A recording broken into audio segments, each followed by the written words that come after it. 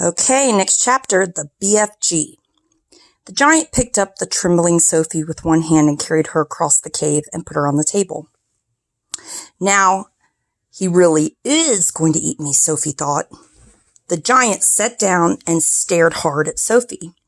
He had truly enormous ears. Each one was as big as the wheel of a truck, and he seemed to be able to move them inwards and outwards from his head as he wished. "I is hungry," the giant boomed. He grinned, showing massive square teeth. The teeth were very white and very square, and they sat in his mouth like huge slices of white bread. "Please don't eat me," Sophie stammered. The giant let out a bellow of laughter. "Just because I is a giant, you think I is a man gobbling cannibal?" he shouted. "You is about right. Giants is all cannibal and murderful, and they does gobble up human beings. We is in giant country now. Giants is everywhere around. Out there, us has the famous bone-crushing giant. Bone-crushing giant crushes up 2 whoopsie-woofing human beings for supper every night. Noise is ear-busting. Noise of crushing bones goes crackety-crack for miles around." "Ouch!" Sophie cried. "Bone-crushing giant only gobbles human beings." Instead of beings, he calls them beans. "From Turkey," the giant said. "Every night, Bone Crusher is galloping off to Turkey to gobble Turks." Sophie's sense of patriotism was suddenly so bruised by this remark that she became quite angry. "Why Turks?" she blurted out. "What's wrong with the English?"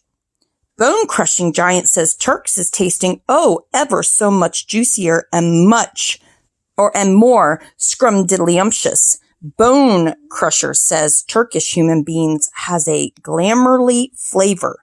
He says Turks from Turkey is tasting of turkey." "I suppose they would," Sophie said. "Of course they would," the giant shouted. "Every human being is diddly and different. Some is scrumdiddlyumptious, and some is ucky slush. Greeks is all full of ucky slush. No giant is eating Greeks, ever." "Why not?" Sophie asked. "Greeks from Greece is all tasting greasy," the giant said. "I imagine that's possible too," Sophie said. She was wondering with a bit of a tremble what all this talking about eating people was leading up to. Whatever happened, she simply must play along with this particular giant and smile at his jokes. But were they jokes? Perhaps the great brute was just working up an appetite by talking about food. "As I'm saying," the giant went on, "all human beings is having different flavors. Human beings from Panama is tasting very strong of hats." "Why hats?" Sophie said. "You is not very clever," the giant said, moving his great ears in and out. "I thought all human beings is full of brains, but your head is emptier than a bundle. I think I said that right. "Do you like vegetables?" Sophie asked, hoping to steer. And there's the picture. The conversation towards a slightly less dangerous kind of food. "You is trying to change the subject," the giant said sternly. "We is having an interesting babblement." And you guys know what the word babble means. It means like you talk a lot. So a babblement to him is like a conversation about the taste of the human bean. The human bean is not a vegetable. "Oh, but the bean is a vegetable," Sophie said. "Not the human bean," the giant said.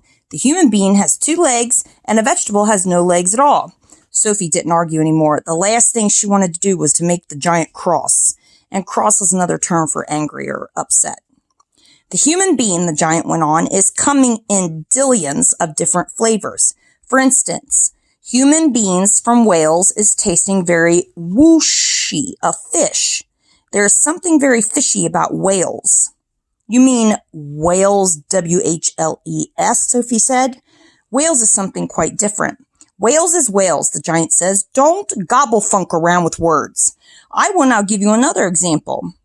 Human beings from Jersey has a most degustable, woolly tickle on the tongue," the giant said.